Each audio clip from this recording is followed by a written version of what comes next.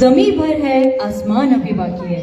इस सकारात्मक विचार के साथ आज के शुभ दिन का आरंभ करते हैं। So good afternoon ladies and gentleman, our honoured management, well-acclaimed chief guest and our special guest, our treasured invitees and everyone present over here.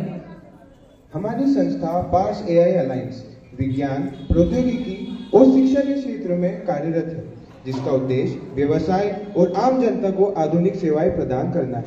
हम तकनीकी समाधान, व्यावसायिक परामर्श और डिजिटल नवाचार के माध्यम से व्यवसायों को सुचारू रूप से संचालित करने में सहायता करते हैं। हमारी सेवाएं व्यापारिक संगठनों, शिक्षण संस्थानों और नागरिकों के लिए लाभकारी है, जिससे कि वे अपने कार्यों को आधुनिक कुशलता और प्रभावी तरीके से प्रबंधित कर सकें। फूलों की वर्षा, शरद की फुहार, सूरज की किरणें, खुशियों की बहार, चंदन की खुशबू, अपनों का प्यार। मुबारक हो आपको वसंत पंचमी का यह त्योहार, मुबारक हो आपको वसंत पंचमी का यह त्योहार। Vasant Panchami is an auspicious day to start new things in life. Starting a new business is one of the positive things to do. This festival, because it is associated with prosperity and good luck.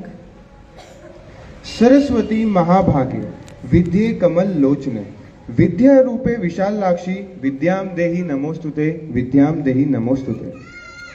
भारतीय संस्कृति अनुसार हम किसी भी कार्यक्रम को शुरू करते समय ईश्वर का नाम लेते हैं, उन्हें नमन करते हैं।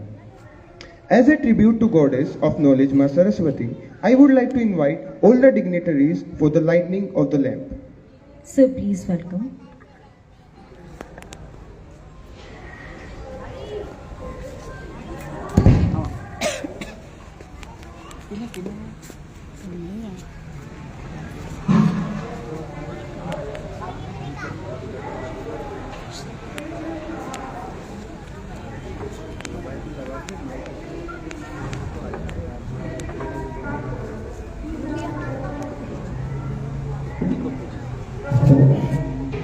स्वस्तिनाम्रो विश्ववाः स्वस्तिनां पुरुषा विश्ववेदाः स्वस्ति नक्षत्रो अरिष्टनेमिः स्वस्ति नो बृहस्पतिर्दधातु प्रजदिष्वामरुतः प्रश्निमातरः शोभं यावानौ वेददेवो यन्मयः अग्निर्या मनवः सूर्यचक्षुषो विश्वेनो देवा अवशागमन्यः अधन्तणेभिः प्रणयामदेवा भद्रं पश्येमांशलीयद्राः तिष्ठैरङ्गैतुष्टवाग्गुं स्वस्तनोरभिर्वसे मयि देव एतं यदायो शतमिन्न शरदौ यन्त्रदेवाय त्राणचक्रा जनशं तनूं नमः पुत्राशो यत्र विधिरो भवन्ति मानौ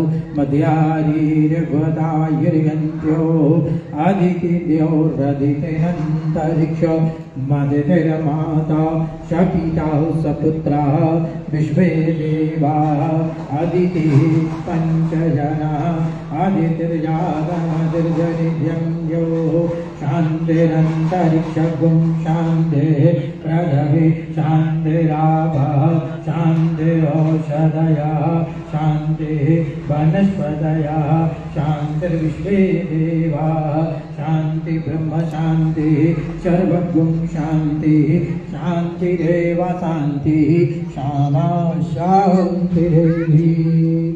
या कुन्देन्दुतुषारहारधवला या शुभ्रवस्त्रावृता या वीणावरदण्डमण्डितकरा या श्वेतपद्मासना या ब्रह्मचतुशङ्करप्रभृतिभिः देवैः सदा वन्दिता क्षमां पातु सरस्वती भगवती नियशेषजाज्ञापा शुक्लां ब्रह्मविचारसार परमां माद्यां जगद्व्यापिनीं वीणा पुस्तकधारिणीम् अभयदां जाड्यन्धकारापहां हस्ते स्फटमालिकां च विदतिं पद्मासने संस्थितां वन्दे तां परमेश्वरीं भगवतीं बुद्धिं प्रदां शारदां सरस्वत्यै नमः।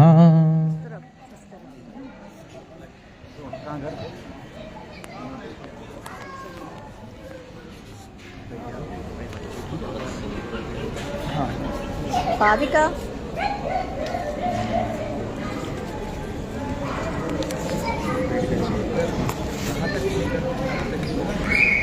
हमारी बहुत सुंदर परंपरा है अतिथि देवो भव निभाते हुए अब मैं निवेदन करना चाहूंगी श्रीमान अमित शुक्ला पीजीटी फिजिक्स कि वे हमारे मुख्य अतिथि श्री प्रमोद दुबे जी का अभिनंदन करें और स्वागत करें। एक बार जोरदार तालियां बजाएं।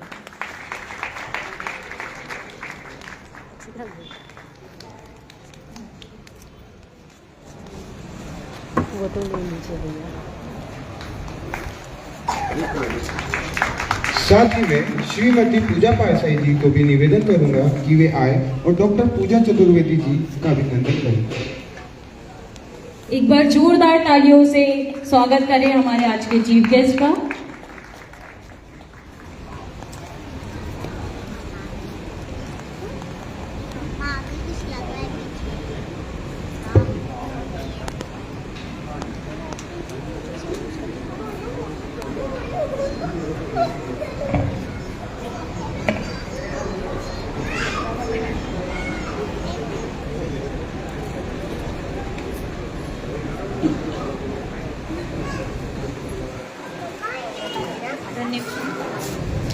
बहुत बहुत धन्यवाद। तो आइए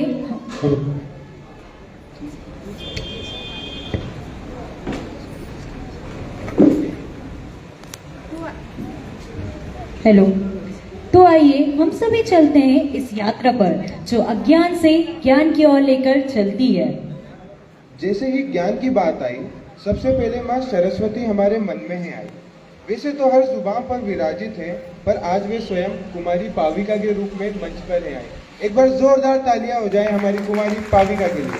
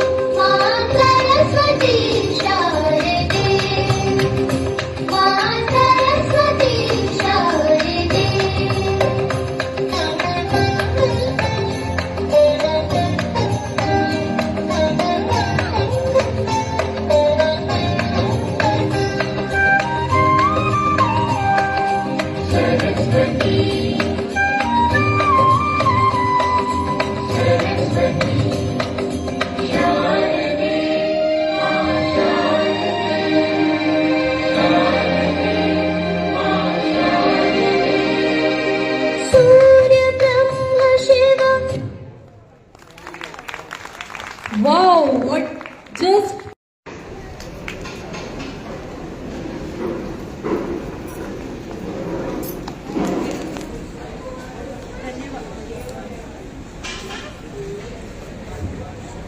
Hello, धन्यवाद. Now I would like to call Deep Parsai for Namda Ashtak. So please give him a huge round of applause and welcome him.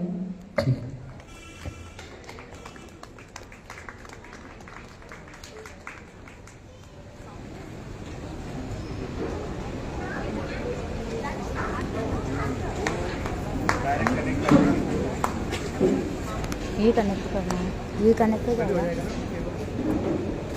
इसमें वो है नीचे के जाएंगे एक बार कर दो।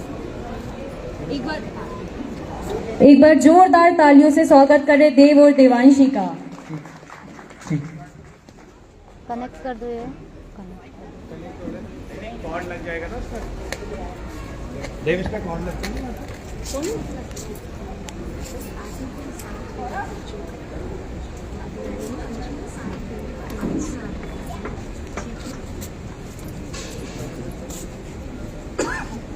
एक बार जोरदार तालियां हो जाएं हमारी दादी जी के लिए भी. वे यहाँ पे साथ देने आई हैं हमारे सभी मंचासीन अतिथियों का.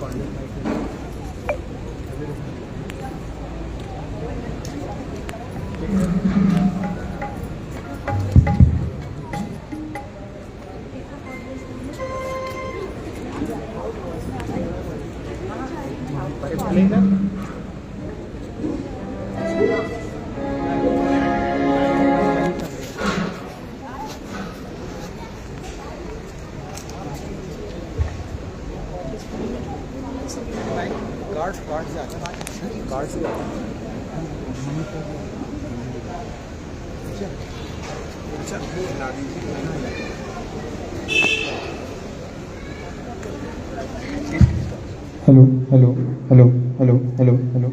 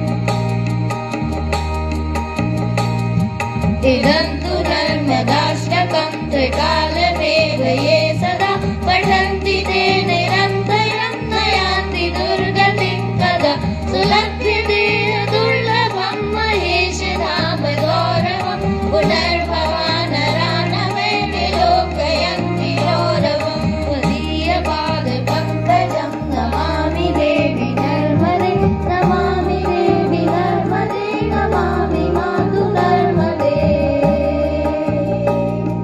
बोलो श्री नर्मदे हर।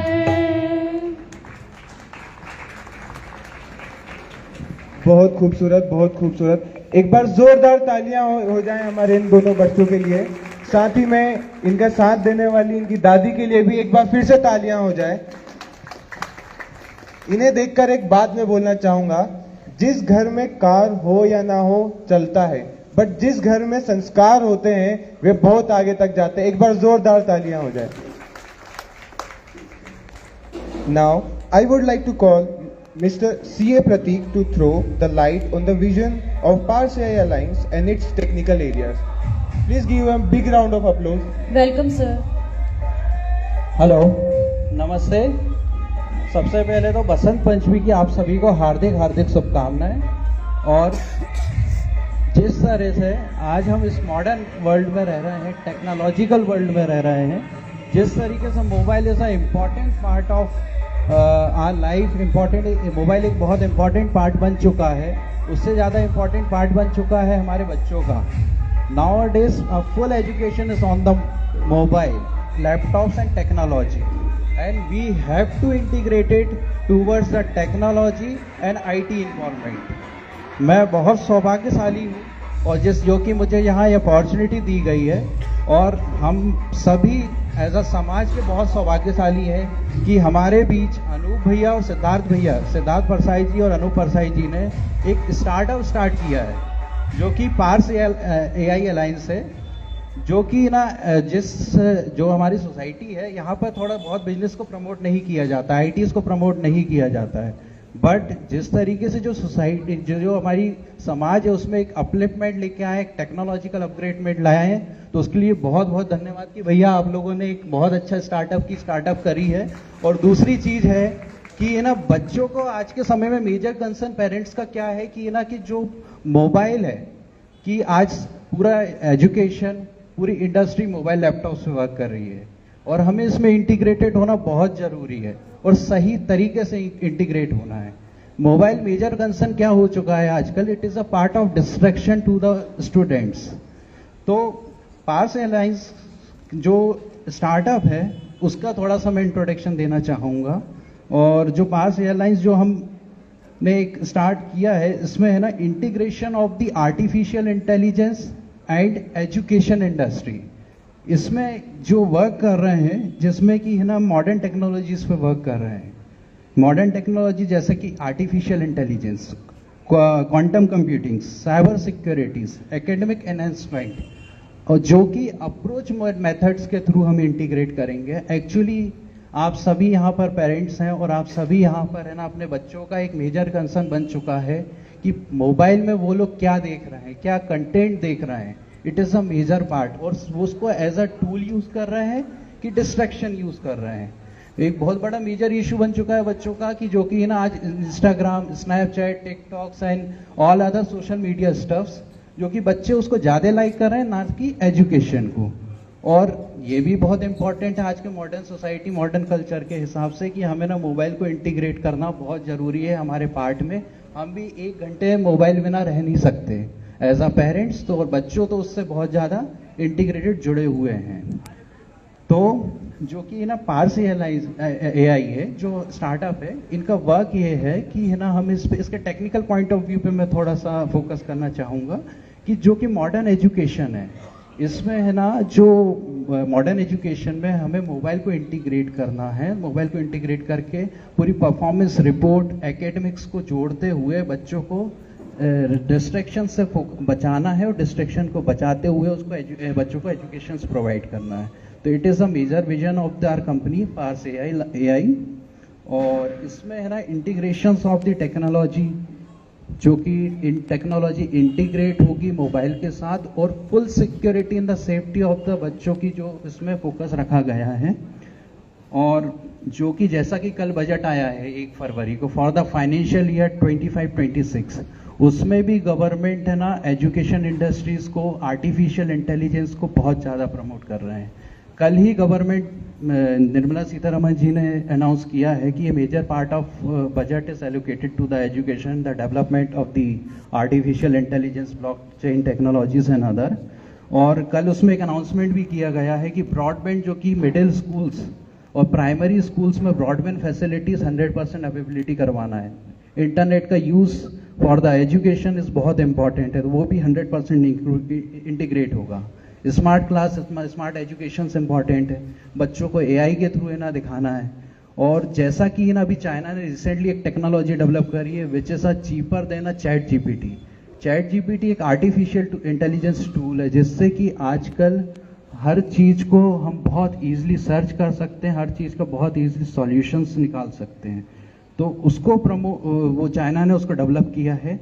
But government of India has also taken a initiative to develop a one program within 10 months वो इंटीग्रेट हो जाएगा, जिससे कि education, technology, advancement of technologies होगी। एक हमारा भी आर्टिफिशियल इंटेलिजेंस इंजन्स बन रहा है। तो ये सारी चीज़ें और जो ग्लोबल इन्वायरमेंट है उन सभी से हमें बेनिफिट मिलते हुए are startups working towards the innovation of the technology and the advancement of the technology, जो कि पार्स एआई टेक्नोलॉजी है, अलाइंसेस है। इसमें है ना हम कोशिश करेंगे कि वर्ल्ड के साथ compete कर सकें, टेक्नोलॉजी को अपग्रेड कर सकें, safe and safety educations provide कर सकें बच्चों को। जो कि डिस्ट्रैक्शंस है उसको सबसे प्रायोरिटी के साथ ख़त्म करना है और सही चीज़ों के साथ उसको है ना हमें इंटीग्रेट करना है। So it is very important कि हमें मोबाइल्स के साथ रहना और उसके साथ इंटीग्रेटेड होना है। तो बहुत अच्छी बात है और बहुत अच्छा स्टार्टअप इनिशिएटिव्स टेकन लिया गया है भैया के द्वारा। और सबसे ज़्यादा इम्पोर्टेंट जो कि आज का टॉपिक है पेरेंटिंग, परवरिश। बच्चों की परवरिश बहुत इम्पोर्टेंट पार्ट हो चुका है आज के समय में। सही परवरिश, सही नॉलेज और सही एथिक्स प्रिंसिपल्स बच्चों को देना इम्पोर्टेंट है। तो वो प्रिंसिपल्स एथिक्स पे है ना हम किस तरीके से टेक्नोलॉजी को प्रमोट करके, टेक्नोलॉजी को यूज़ करके, जिससे कि हमारे संस्कार, हमारे एथिक्स बचे रहें। आज के समय में संस्कार की जो या पारंपरिक जो हमारी चली आ रही हैं, बच्चे उस पर फोकस नहीं करते हैं।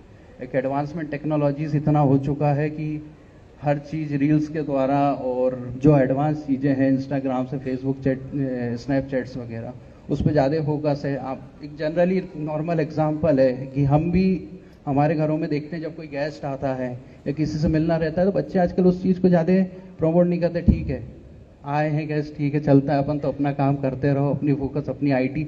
सोशल वर्ल्ड में यानी जो आर्टिफिशियल वर्ल्ड है, सोशल वर्ल्ड में ज़्यादा फोकस हो चुका है, ना कि ना फिजिकल वर्ल्ड में। तो उसको भी इंटीग्रेट करना बहुत ज़रूरी है, उसको भी अपलिफ्ट करना बहुत ज़रूरी है। तो इसी के साथ साथ हमें ना इसमें वर्क कर रहे हैं भैया अनूप जी, अनूप परसाई एंड सिद्धार्थ परसाई जी। एक स्टार्टअप है और एक हमारे समाज के लिए भी एक बहुत अच्छी चीज़ है कि किसी ने स्टार्टअप्स एक इनिशिएटिव्स लेके आए हुए हैं। हमें भी अपग्रेड होना पड़ेगा, हमारी समाज को भी अपग्रेड करना पड़ेगा। बहुत इम्पॉर्टेंट पार्ट है ये। और सबसे ज़्यादा इम्पॉर्टेंट पार्ट ये है कि हमें बच्चों को सही से पेरेंटिंग दे के, सही से अपलिफ्ट करके उनके डेवलपमेंट के लिए हमें वर्कआउट करना पड़ेगा। तो टेक्नोलॉजी का integration with safe and safety is बहुत important for the upliftment of the students and childrens. So thank you for, अगर कुछ मेरे द्वारा कुछ अगर नेगेटिव बात या कुछ कही गई हो तो उसके लिए मैं माफ़ी चाहता हूँ। और आप सभी मेरे से बहुत ज़्यादा नॉलेजेबल, मैंने तो अभी लाइव का पार्ट शुरू किया हुआ है, तो उसके लिए शुक्रगुजार हूँ। धन्यवाद। Thank you so much Prateek ji for your valuable words. मंजिलें उन्हीं को मिलती है जिनके सपनों में जान होती है। मंजिलें उन्हीं को मिलती है जिनके सपनों में जान होती है। सिर्फ पंखों से कुछ नहीं होता, हौसलों में उड़ान होती है, हौसलों में उड़ान होती है। One tree can start a forest. One word can frame a goal. One candle can wipe out darkness.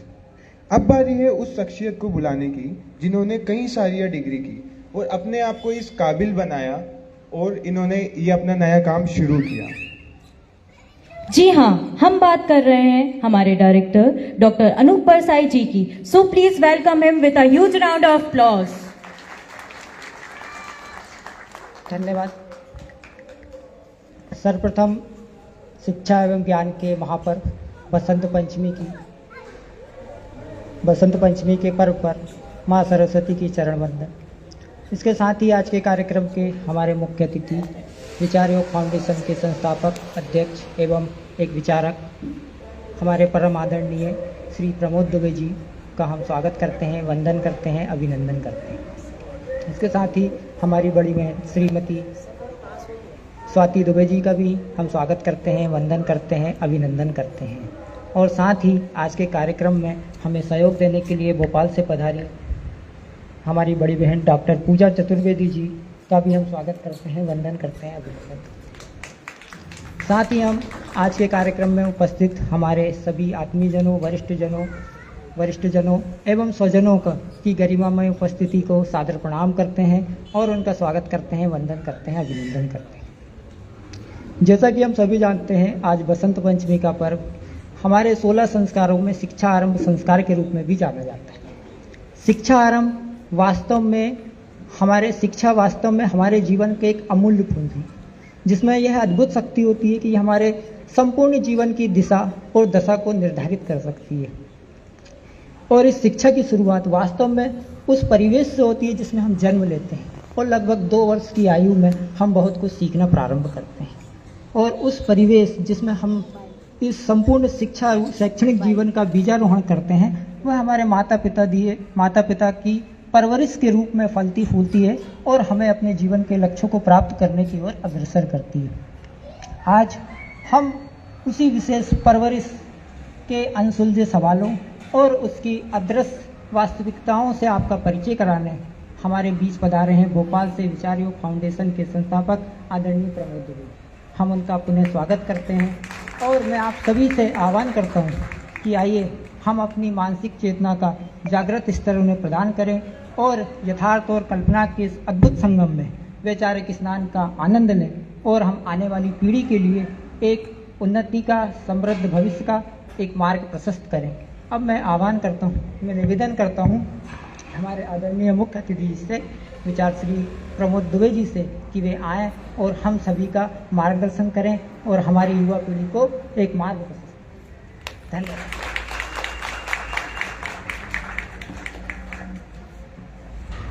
Thank you so much, Anup ji. I take pride and feel privileged in introducing Mr. Pramod Dubey ji, great speaker, unmatched communicator, a social reformist, and the founder of Vichar Yog Foundation. माननीय महोदय जी के विचार हैं कि शिक्षक, छात्र और माता पिता राष्ट्र के 3 मुख्य स्तंभ हैं। महोदय जी ने केवल न छात्रों के लिए सोचते हैं, बल्कि जिनसे छात्रों की पहचान होती है उनके लिए भी इन्होंने काफी सोचा है। तो आइए अब हम बुलाते हैं भारत के जाने माने स्पीकिंग कला के विशेषज्ञ एवं भारत के विख्यात पब्लिक स्पीकिंग केंद्र के संचालक, अंतर्राष्ट्रीय मोटिवेशनल स्पीकर, प्रसिद्ध life teachings guide, interaction with life के लेखक, स्तंभकार लेखक विचारक, पूर्व मुख्य सलाहकार मध्य प्रदेश राज्य महिला आयोग, पूर्व सदस्य न्यायकर्ता डिस्ट्रिक्ट उपभोक्ता विवाद प्रतितोषण फोरम, विचार योग फाउंडेशन के संस्थापक विचार श्री प्रमोद दुबे जी का एक बार जोरदार तालियां हो जाएं। Please welcome, sir.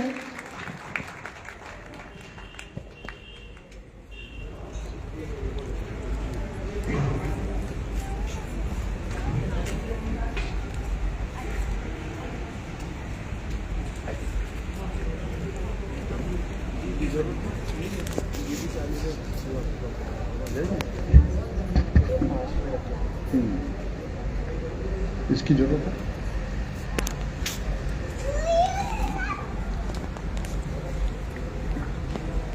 माँ नई पीढ़ी को तैयार करना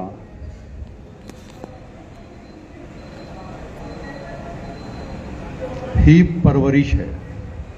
एक बड़ी सरल और सीधी परिभाषा है।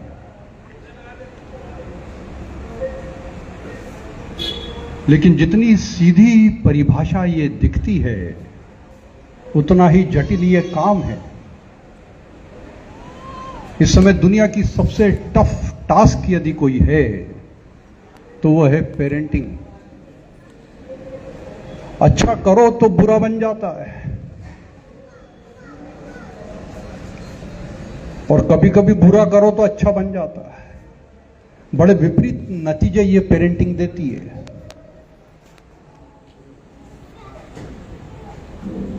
और जितनी ज्यादा मोहब्बत का घोल तुम उसके अंदर डालते हो उतनी ही उसके जीवन में कठिनाइयां पैदा होती है।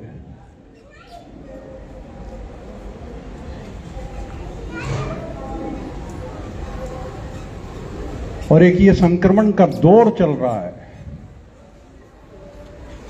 जब पुराने जमाने की पेरेंटिंग और आने वाली पेरेंटिंग परवरिश दोनों के बीच में एक संघर्ष चल रहा है। जेंटल पेरेंटिंग दें, प्यार से रखें, या वही पुराने जमाने में चलने वाली पेरेंटिंग के हिसाब से चलें। बड़ा संघर्ष है, एक कॉन्फ्लिक्ट पैदा हो गया है। अभी मैं लगभग 15 देशों की यात्रा करके आया और वहां की पेरेंटिंग को भी जानने का मुझे मौका मिला। तो एक बड़ा शब्द वहां पर प्रचलित है, जेंटल पेरेंटिंग। मतलब कि जैसा वो है, जैसा वो होना चाहता है, उसकी इंडिपेंडेंस, उसकी प्राइवेसी, उसको पूरी की पूरी तरह स्वीकार कर लें। लेकिन हम मानने वाले नहीं है। हमारा कल्चर यह है कि हम उसको जब तक कुछ बना ना दें तब तक हमारा दिल मानता नहीं है।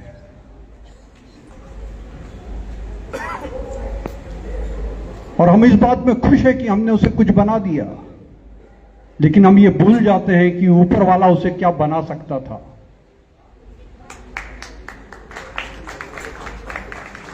और उस ऊपर वाले को रिप्लेस कर देते हैं, हटा देते हैं और डायरेक्ट संवाद करते हैं बच्चे से और उसे बनाने में लग जाते हैं। उसकी इनर पोटेंशियलिटी, उसकी जो आंतरिक संभावनाएं हैं, उसको कुचल कर रख देते हैं, उसको खत्म कर देते हैं, केवल इस अभिलाषा में, इस आकांक्षा में कि वो तुम्हारी इच्छाओं को पूरा कर दे। इसलिए तुम उसके साथ कुछ भी करने के लिए तैयार हो। और आजकल तो एक बच्चे से ज्यादा हो नहीं रहे हैं, तो सारे एक्सपेरिमेंट तो उसी के ऊपर कर बैठते हैं। पहले तो 2, 3, 4, 6 की गुंजाइश हुआ करती थी तो आदमी सुधर जाता था कि यार इसके ऊपर जो एक्सपेरिमेंट किए हैं उसके नतीजे ठीक नहीं आए तो दूसरे में थोड़ा इत्मीनान से काम करें कि खुदा की मोहब्बत को फना कौन करेगा, और हर बंदा नेक हो तो गुनाह कौन करेगा।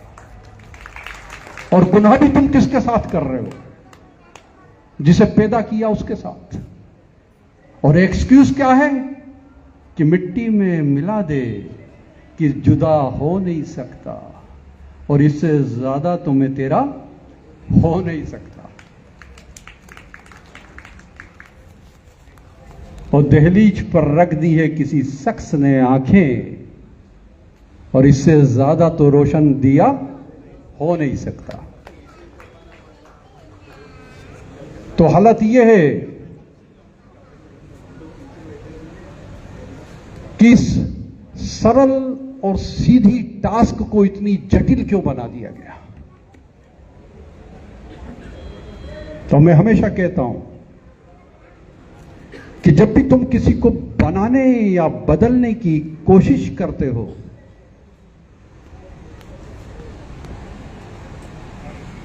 तो उसमें केवल और केवल हिंसा का योगदान होता है।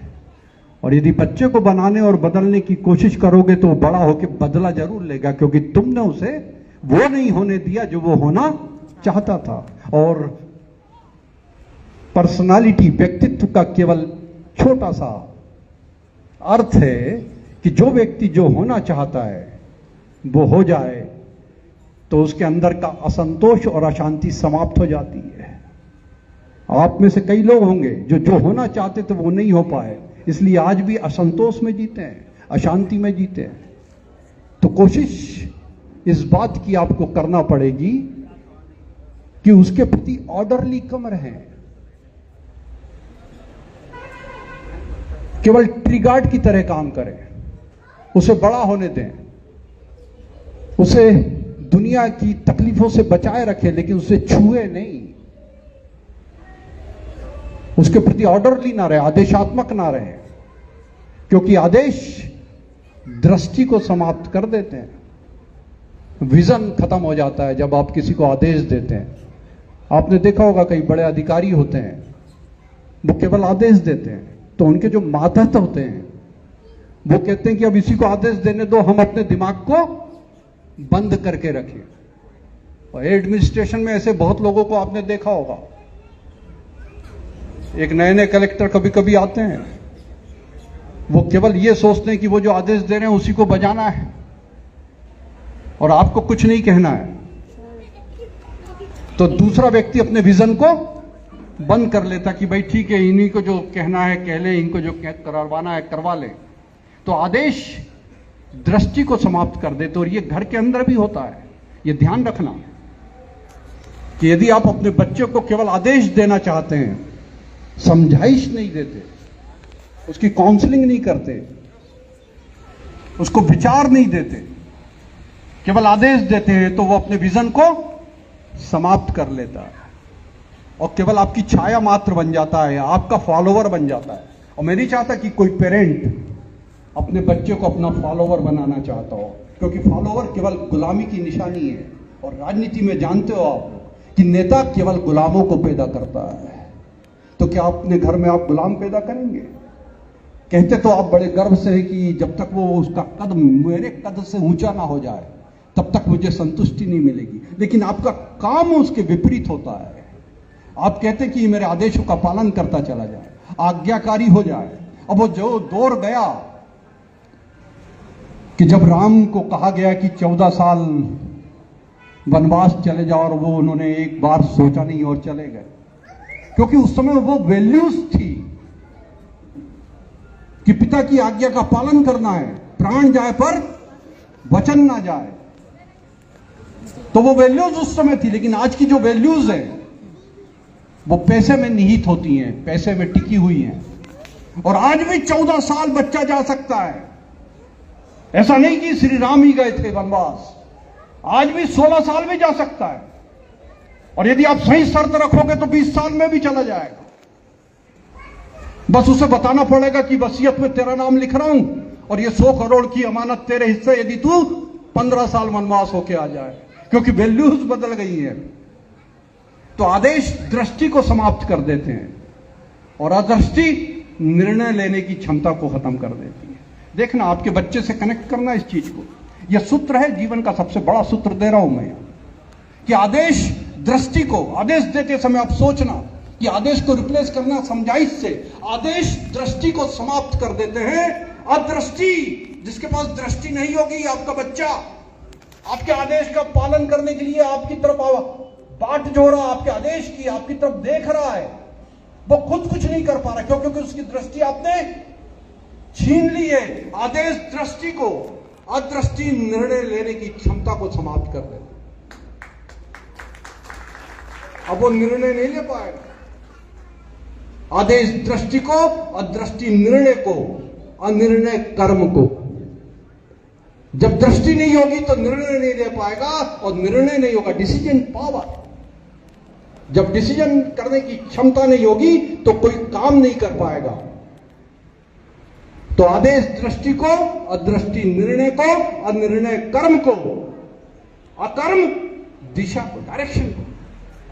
जो आदमी कर्म करने की स्थिति में नहीं है, निर्णय नहीं ले पा रहा है, समझ नहीं पा रहा, क्योंकि समझने के लिए तो बाप बैठा हुआ है, आपने सारी जिम्मेदारी ले रखी है, तो बेटा क्यों सोचेगा?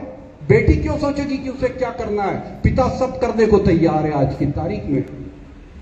तो आदेश दृष्टि को, अदृष्टि निर्णय को, अनिर्णय कर्म को, अकर्म दिशा को, और जिसके पास दिशा नहीं होगी, अदिशा लक्ष्य को समाप्त कर देती है, और जिसके पास लक्ष्य नहीं होगा वो जीवन को समाप्त कर देगा।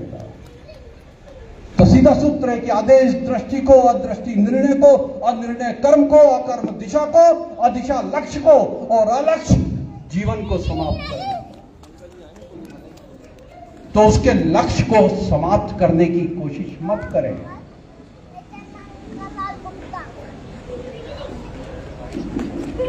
परवरिश इन्हीं अर्थों में काफी जटिल होती चली जा रही है, और आज के इस कार्यक्रम को हम लोगों ने थोड़ा इंटरेक्टिव बनाने की कोशिश की है। जो इसका फॉर्मेट है वो एक टॉक शो की तरह है।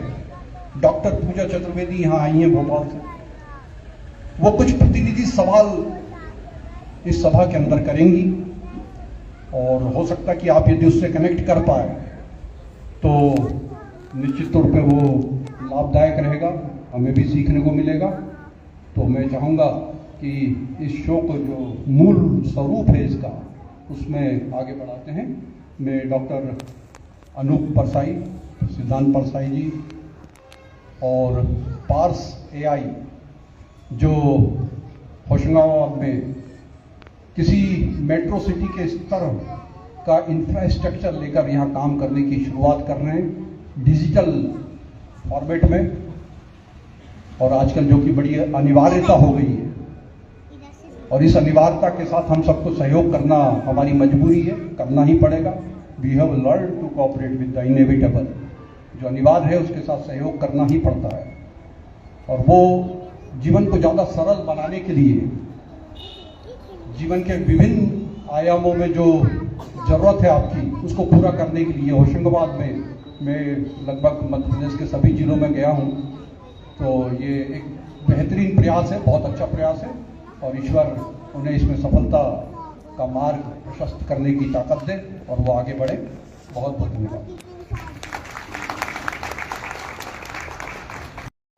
परवरिश ही इंसान को सफलता के शिखर पर पहुंचाती है। परवरिश ही इंसान को सफलता के शिखर पर पहुंचाती है। नम्रता, शिष्टाचार और अच्छा आचरण, नम्रता, शिष्टाचार और अच्छा आचरण जीवन में आगे बढ़ाती है, जीवन को आगे बढ़ाती है। इंसानियत को सर्वप्रथम मान, इंसानियत को सर्वप्रथम मान परवरिश एकता का पाठ पढ़ाती है, परवरिश एकता का पाठ पढ़ाती है। अंतर मन में नई रोशनी को जगा, अंतर मन में नई रोशनी को जगा, बुराई के खिलाफ लड़ना सिखाती है, बुराई के खिलाफ लड़ना सिखाती है। शुद्ध विचारों से अपने जग को नई राह दिखाती है, शुद्ध विचारों से अपने जग को नई राह दिखाती है। व्यवहार ही बता देता है, इंसान का व्यवहार ही बता देता है। इंसान में परवरिश का नतीजा, इंसान में परवरिश का नतीजा, परवरिश ही इंसान में नई तरह की। चीफ मैनेजर प्रभात गुप्ता जी वे स्टेज पर आए और हमारे गेस्ट का स्वागत करें। एक बार जोरदार तालियां हो जाए।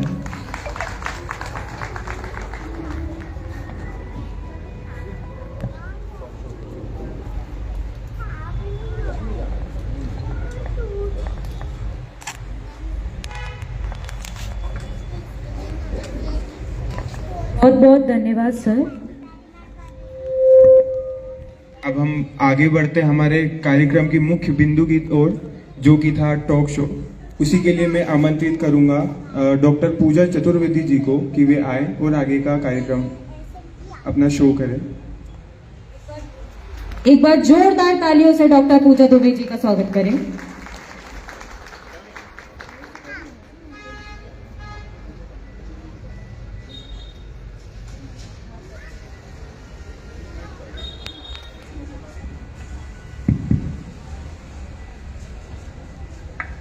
वंदनीय माँ सरस्वती और माँ नर्मदा के चरणों में नमन।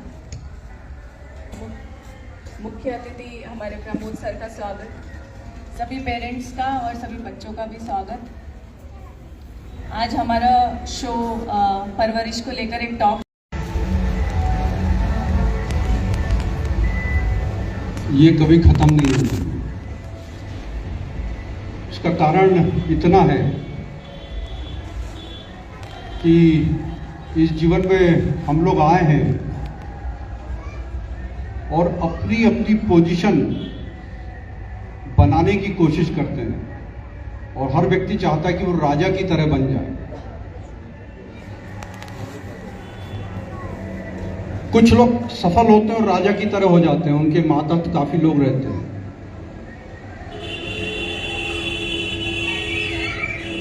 उनका दायरा वहां तक सिमटा रहता है, लेकिन उनका व्यवहार राजा की तरह होता है।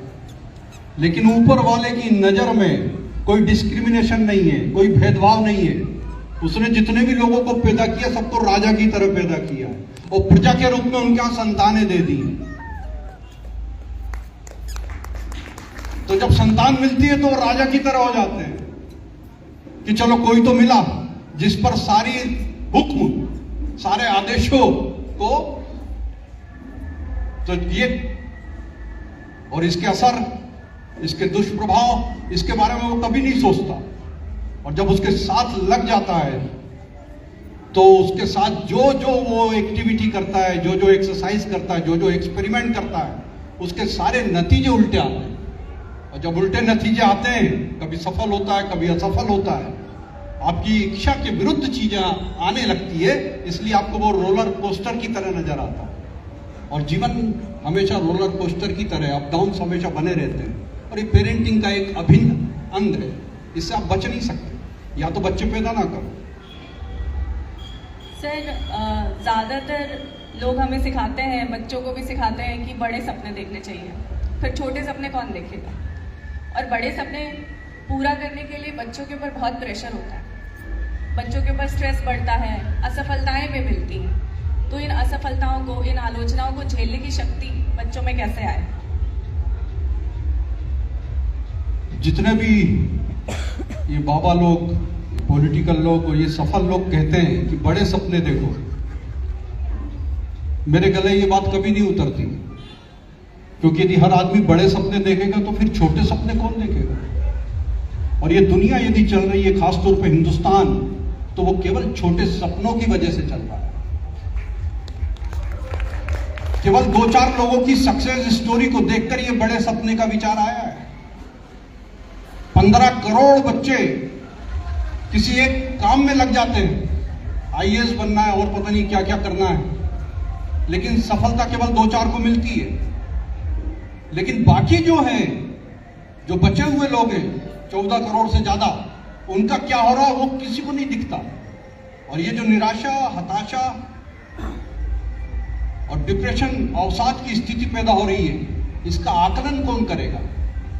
इसलिए मेरा हमेशा ये मानना है कि छोटे छोटे लक्ष्य और छोटे छोटे सपने, और उससे भी ज्यादा ये कि केवल वर्क करते चले जाएं, काम करते चले जाएं, बड़े लक्ष्य अपने आप हासिल होते चले जाएंगे। एपीजे अब्दुल कलाम, हो सकता है उन्होंने कहा कि बड़े सपने देखो, लेकिन उस व्यक्ति की पूरी आप जीवन यात्रा उठा के देख लीजिए, जीवन गाथा उठा के देख लीजिए, ऑटोबायोग्राफी उठा के देख लीजिए, कहीं पर भी जिक्र नहीं आएगा कि कोई बड़ा सपना देखा। और एक समय तो ऐसा भी आया था कि आत्महत्या करने जा रहे थे, लेकिन छोटे सपने, उन्होंने भी नहीं सोचा होगा कि कभी राष्ट्रपति बनेंगे। एक इंजीनियर क्या राष्ट्रपति बनेगा, लेकिन राष्ट्रपति के पद तक पहुंच गए। तो डेस्टिनी जो है वो ऊपर वाले के हाथ में रहने दीजिए, उसमें दखलंदाजी करना बंद कर दीजिए बड़े सपनों के कारण, तो ही जीवन ज्यादा सरल हो पाएगा। तो इसका मतलब पेरेंट्स को खुदा नहीं बनना चाहिए। ये खुदा बनने का जो कॉन्सेप्ट है, यही तकलीफ दे रहा है। सरल होकर सरल रहना उतना ही सरल है, लेकिन सरल यदि आप हैं और जटिल दिखना चाहते हैं तो ये जटिल होने से भी ज्यादा जटिल है। और ये जो तुम्हारा सवाल है, ये इसी तरीके की जटिलताओं को पैदा कर रहा है। यदि आप केवल सिंपलिसिटी में, सरलता में अपने बच्चों को रखेंगे तो निश्चित तौर पर वो ज्यादा बेहतर लक्ष्य को हासिल कर पाएंगे। सर, होंडा फैक्ट्री के जो प्रोडक्ट्स हैं उनके बारे में आपका क्या विचार है? सुसाइडल टेंडेंसी,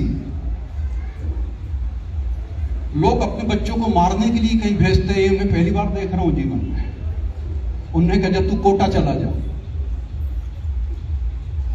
यदि आप केवल होशंगाबाद इस नर्मदापुरम में देखेंगे कि कितने बच्चे कोटा गए और कितने उसमें से सही साठ लौट के आए।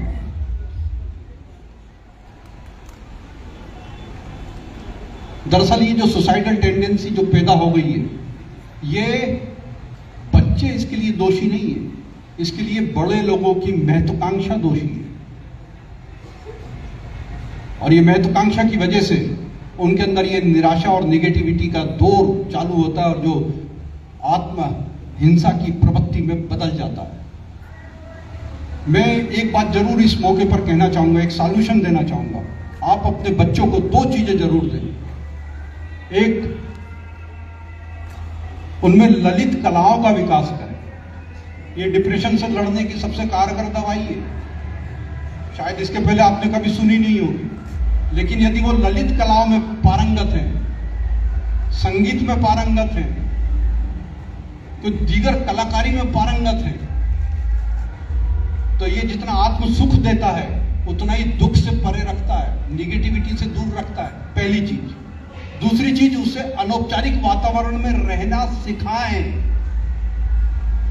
ये जो बड़े लोग आत्महत्या करते हैं उसका केवल एक कारण है कि वो इनफॉर्मल वे में बात करना भूल जाते हैं, अनौपचारिक रहना भूल जाते हैं। आप लोगों ने देखा होगा, आप में से अधिकांश 30-40 साल से ऊपर के हैं, कि बचपन में आपको किसी के घर जाने के लिए किसी परमिशन की जरूरत नहीं पड़ती थी।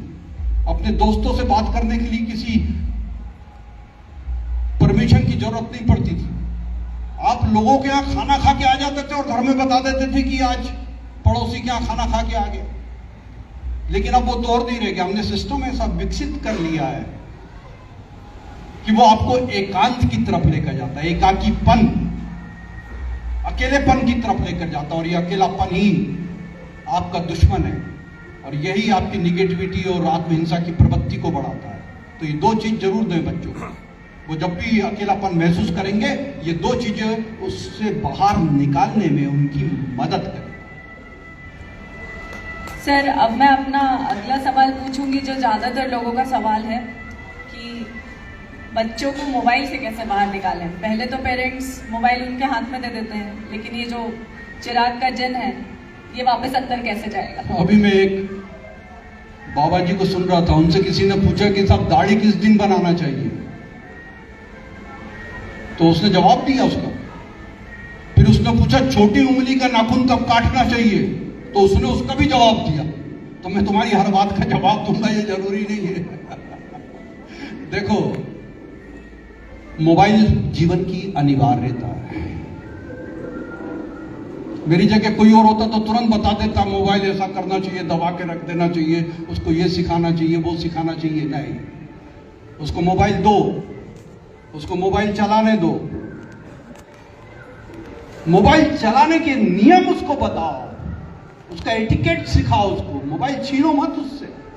और अब तो एआई आ गया है, और ये जो परसाई बंधु यहां काम कर रहे हैं, पार्स एआई, वो मोबाइल पर ही आधारित है पूरा।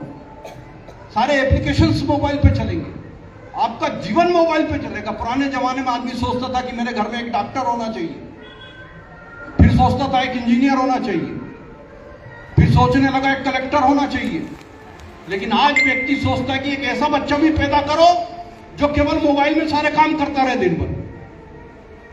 इतनी ज्यादा जरूरत हो गई है, तो मोबाइल से दूर भागने की जरूरत नहीं है।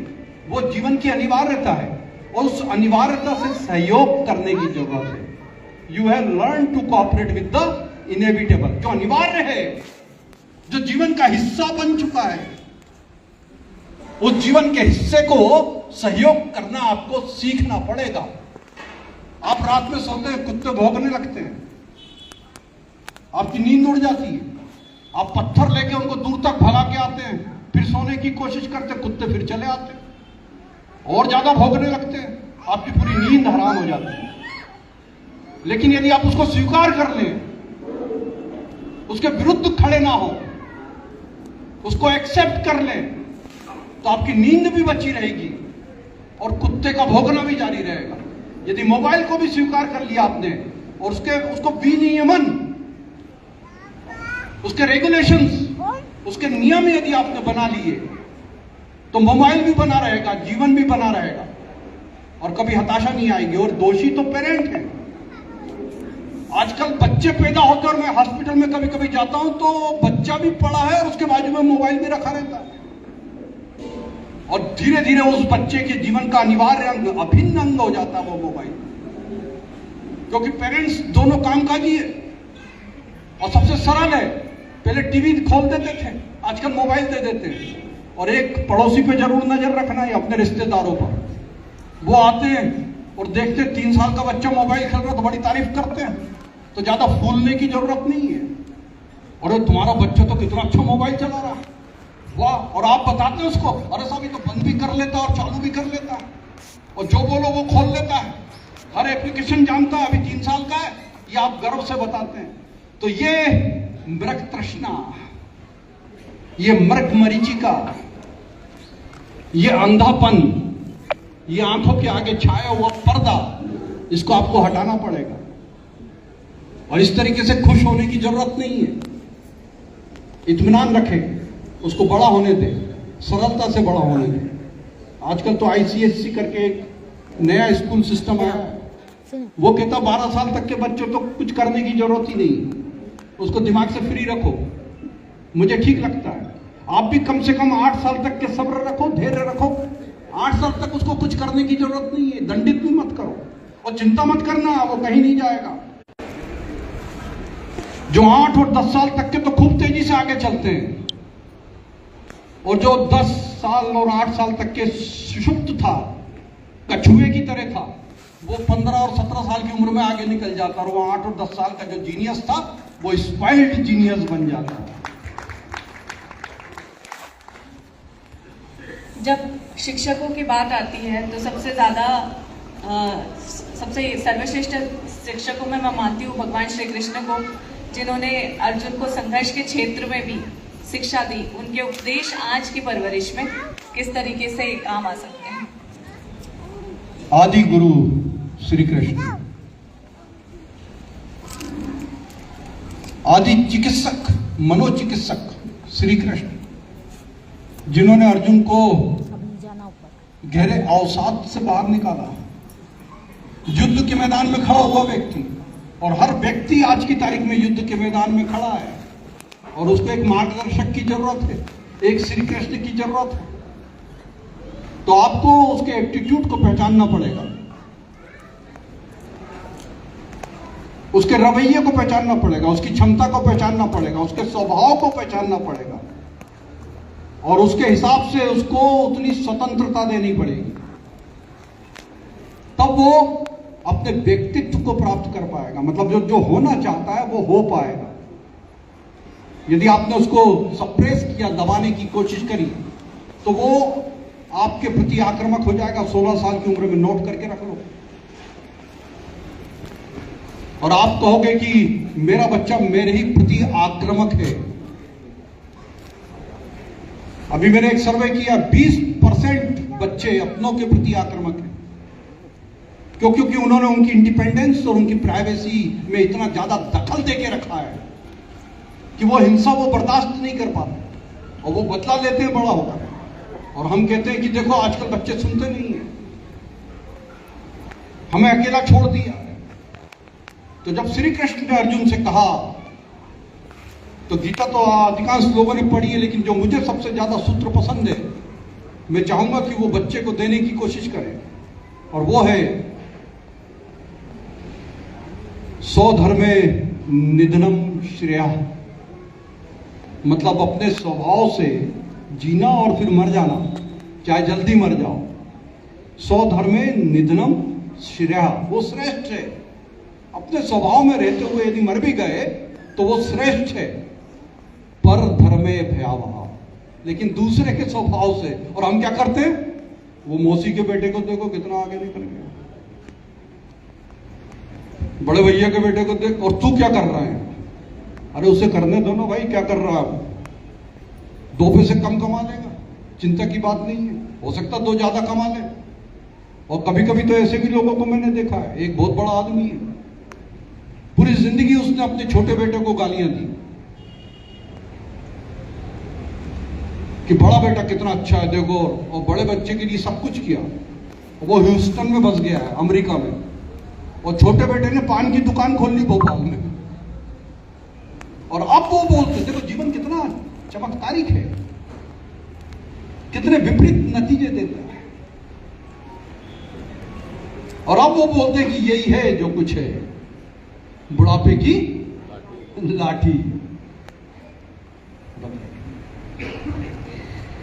सर, जनरेशन गैप तो बढ़ता जा रहा है, पहले भी हुआ करता था जनरेशन गैप, अब कुछ ज़्यादा गैप दिखाई देता है।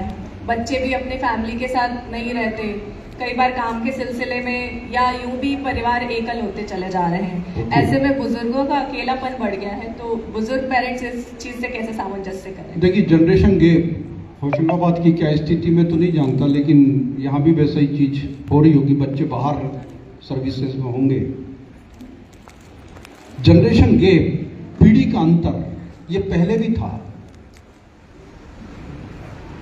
अभी भी है। फर्क केवल इतना है डॉक्टर पूजा कि उसकी गति बहुत तेजी से बढ़ गई है, और इस गति को बढ़ाने में यदि कोई जिम्मेदार है तो वो पेरेंट्स जिम्मेदार है, उनकी महत्वाकांक्षा जिम्मेदार है। जब तक वो स्वस्थ होते हैं, जवान होते हैं, तेजी से चल रहे होते हैं, तब तक वो बच्चे को दौड़ाते रहते हैं। आप स्कूलों में देख रहे होंगे, छोटे छोटे बच्चों की रेस होती है और माताएं पीछे, चल बढ़ आगे, तेजी से चल, वो देख वो निकल गया बाजू वाला, और तेजी से चल। और बड़ा दुख होता है उनको जब वो दूसरे नंबर पे या तीसरे नंबर पे आता है। तो ये जो गति है, मैं आ रहा हूं गति पे, ये गति जीवन की दुश्मन है। जितनी भी बीमारियां हैं, डॉक्टर यदि यहां कोई बैठे हो तो वो इस पर रिसर्च कर ले। मेरा रिसर्च जो कहता है वो ये कहता है कि अधिकांश बीमारियां वो केवल गति की देन है। डिप्रेशन,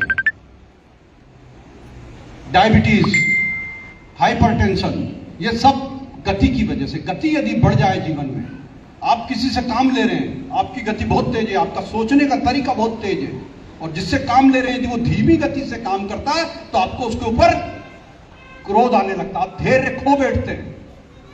गाड़ी चला रहे हैं, आगे वाला धीरे चलता है तो आप धैर्य खो बैठते हैं गति की वजह से, क्योंकि आपकी गति ज्यादा है।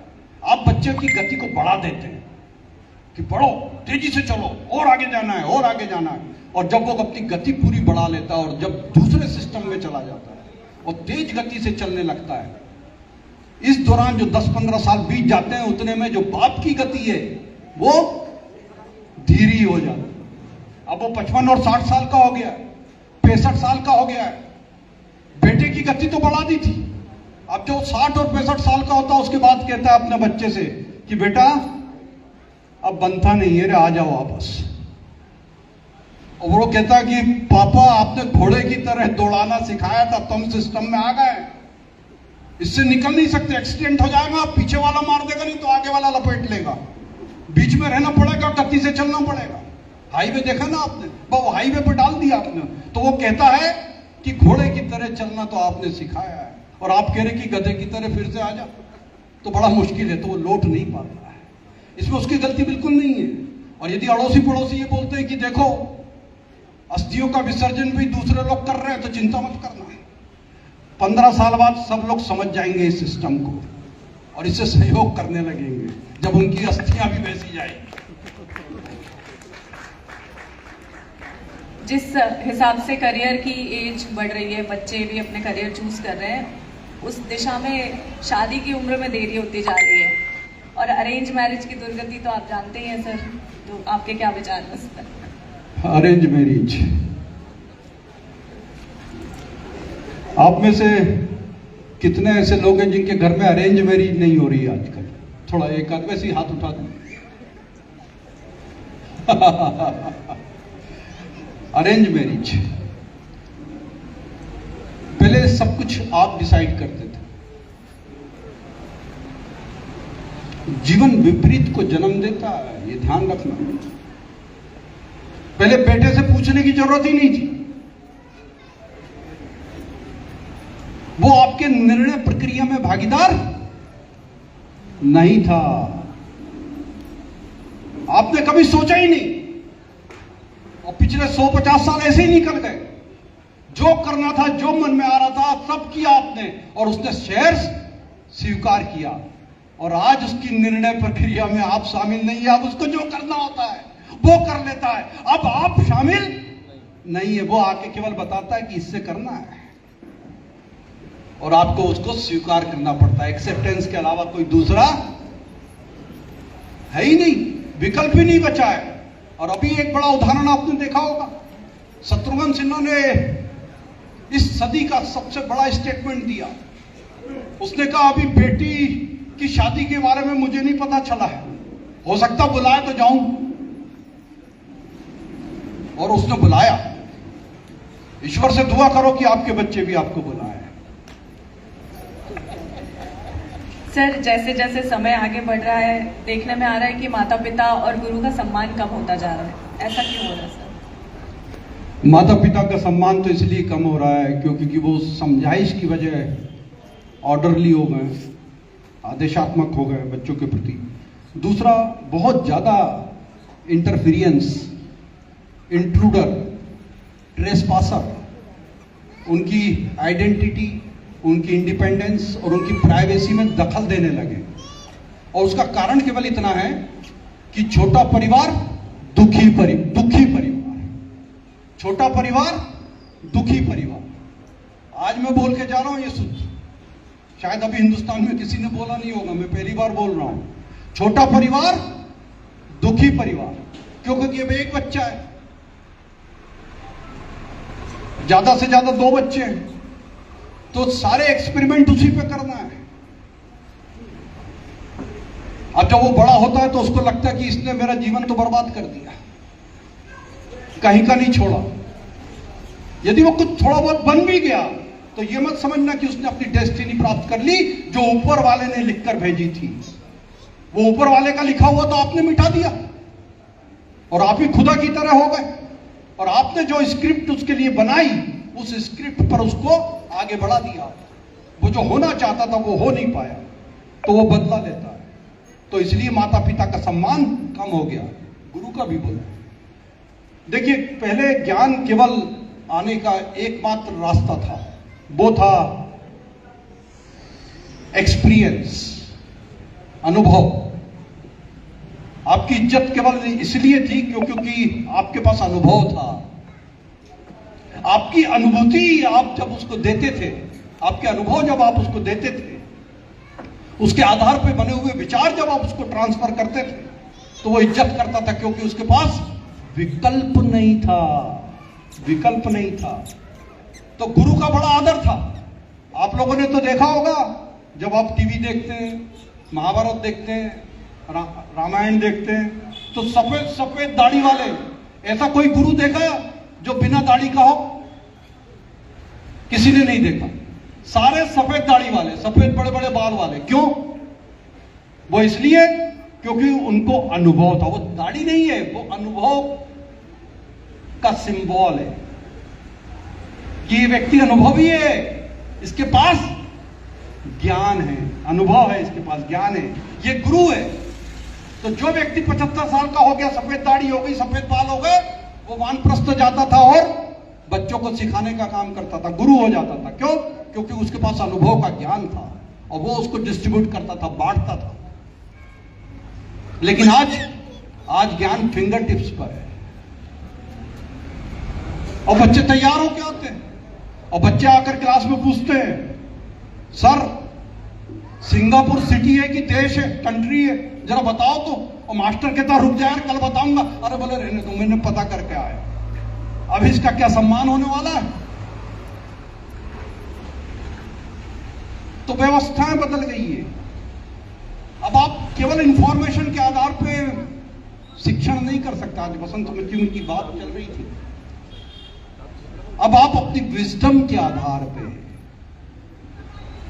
अपनी प्रज्ञा के आधार पर, अपने जीवन के अनुभव के आधार पर यदि शिक्षण करेंगे तो बेजोड़ होगा, वो बेनजीर होगा, वो अद्वितीय होगा, वो अविस्मरणीय होगा, वो अतुलनीय होगा, वो बेजोड़ होगा, और तब आपका सम्मान बरकरार रहेगा। केवल इंफॉर्मेशन के आधार पर आज के जीवन को आप जी नहीं सकते, उसमें तो आप 3 साल के बच्चे से भी मार खा जाएंगे, इसलिए आपका सम्मान खतरे में है। मुझे लगता है कि मैंने ज़्यादातर प्रश्नों को कवर करने की कोशिश की है जो सबके मन में उठते हैं।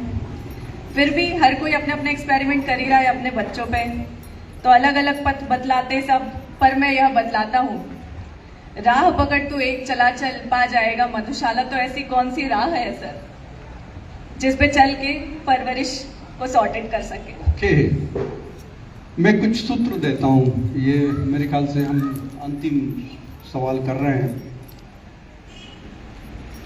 इसमें से हो सकता है कोई सूत्र आपके काम आ जाए, और हो सकता है कि सारे सूत्र ही आपके काम आ जाए। परवरिश, हम जो कुछ भी कर रहे हैं आज की तारीख में, दुर्भाग्य से वो सब उल्टा ही कर रहे हैं, और उसके नतीजे भी उल्टे ही प्राप्त हो रहे हैं। ये मत समझना कि बेंगलोर में और पूना में रह के बच्चा अच्छा कर रहा, अमेरिका में रह के अच्छा कर रहा।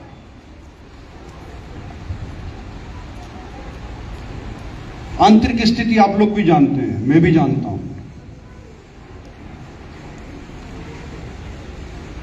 जो कुछ भी हम दे रहे हैं वो बिल्कुल उल्टी अवस्था में जा रहे हैं, और यदि जो नहीं दे रहे हैं, और जो मेरे अकॉर्डिंग जो मैं बात कहने जा रहा हूं, जो सूत्र देने जा रहा हूं, यदि उसके साथ आप इत्तेफाक रखते हैं, सहमति रखते हैं, तो ये मेरा सौभाग्य होगा। और यदि जो लोग अभी वैसा नहीं कर पा रहे हैं, तो वो इसकी तरफ जरूर गौर करेंगे। विचार देके मैं जा रहा हूं। स्वीकार करने की स्थिति आपकी है, अस्वीकार करने की स्थिति भी आपकी है। पहला, आप बच्चे को देते हैं सुविधा, और मैं यह पहला सूत्र दे रहा हूं कि उसे असुविधा दो।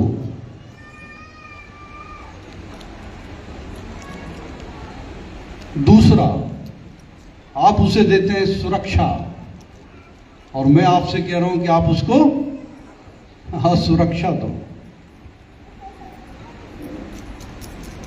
तीसरा, अटेंशन, आप देते हो अटेंशन, और मैं कहता हूं उसे अनपेड अटेंशन दो।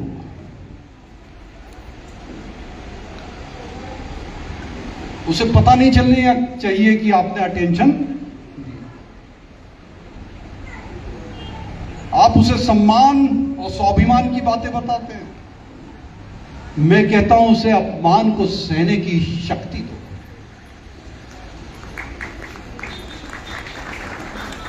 ये जितने मर रहे हैं ना, आत्महत्या कर रहे हैं जो, ये केवल अपमान को नहीं सहन कर पाने की वजह से कर, और कोई कारण नहीं, उनमें कोई कमी नहीं है, सब हीरे हैं, कोहिनूर है सब, लेकिन एक छोटी सी चीज पेरेंटिंग में कहीं कमी रह गई कि वो अपमान को सहन नहीं कर पा रहे, और आपने अपने सम्मान को अपने बच्चे से जोड़ दिया है। अपने आप को उससे दूर कर दो, तो अपमान को सहने की शक्ति दो। आप उसे संघर्ष नहीं देते, और मैं कहता हूं उसे संघर्ष दो, क्योंकि जब उसके जीवन में संघर्ष आएगा तो विजडम क्रिएट होता है। चतुराई और बुद्धिमत्ता कहां से आती है? केवल संघर्ष से आती है, दूसरा कोई रास्ता नहीं है, ध्यान रखना। नरेंद्र मोदी और उनके अपोनेंट में केवल एक ही फर्क है, केवल एक ही फर्क है, असुरक्षा, असुविधा, अपमान को सहने की शक्ति, संघर्ष और साहस। पांचवा बिंदु, साहस।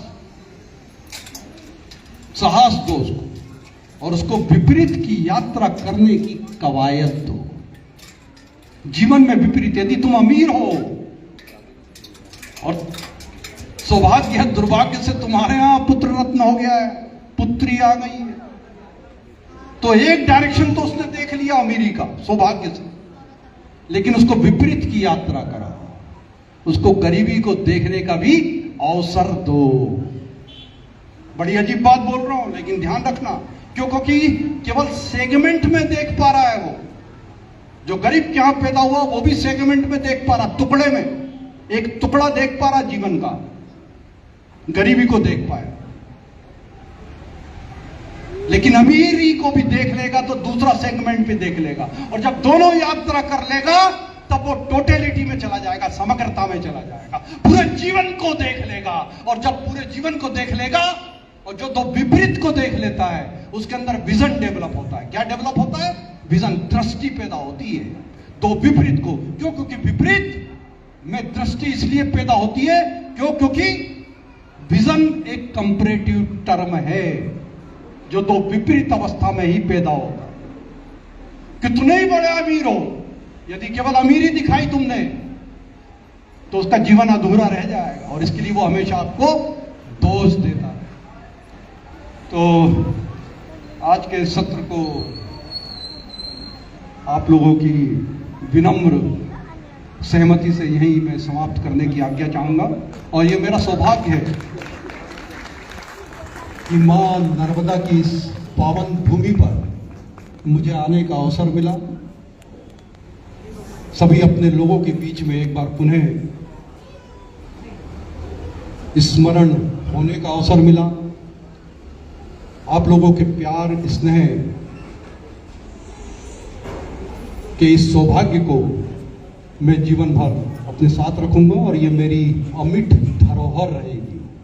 मैं स्वाति से आग्रह करूंगा कि वो परसाई बंधुओं को अपनी शुभकामनाएं दें।